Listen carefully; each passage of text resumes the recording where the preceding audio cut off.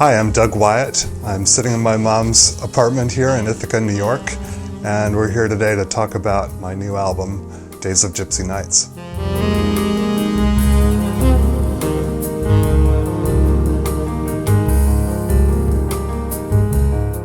So I don't really remember how I got into music because it was just everywhere in my house when I was a kid. There was a piano, so I tell people I've been playing piano since I could reach the keys. I had this feeling that all I wanted to do was make music, and yet there was going to be some big obstacle, namely money, being able to afford to make music. And it was right around that time, it might have been as late as when I was 20, but somewhere in that time I saw Todd Rundgren do an interview. And this was really key to me because I'd gotten into computers. He said his advice to young musicians was to become computer programmers. And that's exactly what I did. I became a computer programmer so I could afford to make music. It gets hard sometimes to really focus on a musical project. It's very easy to get into a place where, well, you know, I'm playing in my living room on Friday nights when people come over, and that scratches my itch just fine. And it takes life events sometimes to realize there's this thing I want to express, and I'm not expressing it. I'm not really doing everything that I can do in this area. And I had a series of events like that in 2019, 2020. Actually, we all had a series of events like that in 2020, I think. I had just had this idea for the longest time that I wanted to write for piano and string quartet, and I had never really actually done it. And in the context of these challenging personal events, I turned to music and I said, well, there's all this other stuff that just feels like it's happening to me, and I'm a boat in the ocean, but I'm going to grab onto something that feels like a paddle. In my early 20s, when I was probably the most philosophical, I came to see Ithaca as kind of the womb, a place where you're nurtured and you have everything you need, and it's not the real world. I think it's a combination of the natural beauty, but you know, there's memories of a lot of good musical experiences in particular. So I have this vivid recollection of just seeing this smiling face at the piano and saying, "Hi, Michael. I'm Doug. I'm playing the piano."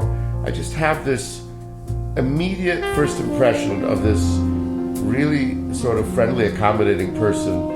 Anyway, there began a musical relationship, which of course was also a friendship. The scene in Ithaca in the 80s, we're talking about one of the most interesting times ever for music in general. Anybody who really wanted to listen, there was a lot of interesting stuff happening in music. Not to mention that, Ithaca had this group called the Zorbo Fun Band, which was like this huge cult group in Ithaca, which they played their own music, and it was somewhere between rock and jazz and gypsy. I don't even know how to describe it. I mean, if I think about it, there were probably more bars in Ithaca where you could play original music than maybe even in Rome, where I live right now, which is a much larger city than Ithaca. So yeah, there was a lot of fermentation. There were excellent musicians that were interested in playing original music, and I think it also helped that Ithaca, everybody could do kind of what they wanted. It was much easier to play original music. I don't know how much of us were actually making a real living out of doing it.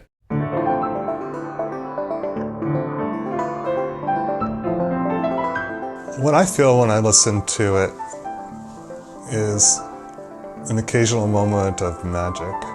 It's taking me to another place. It's filling me with emotion somehow, and I don't even really know where this emotion comes from. Well, the line between composer and performer, I mean, in my own head, there's a sort of contentious relationship sometimes in terms of which one of them is going to get more attention. Now, when things are going well, there's a symbiotic relationship. The composer is writing something that the performer finds interesting to play, and the composer gets nice feedback. And in fact, the composer is inspired by the player. I often am just improvising on the piano and I find something I like. And where in the past I might have just started improvising for 10 minutes and transcribed a passage and composed off of that. Now it's more like a folklore process where I might record an improvisation and say, well, okay, I'm going to play something like that and extract something from that. So it's a very iterative process. So the composer is kind of the editor who's listening to this raw material from the player.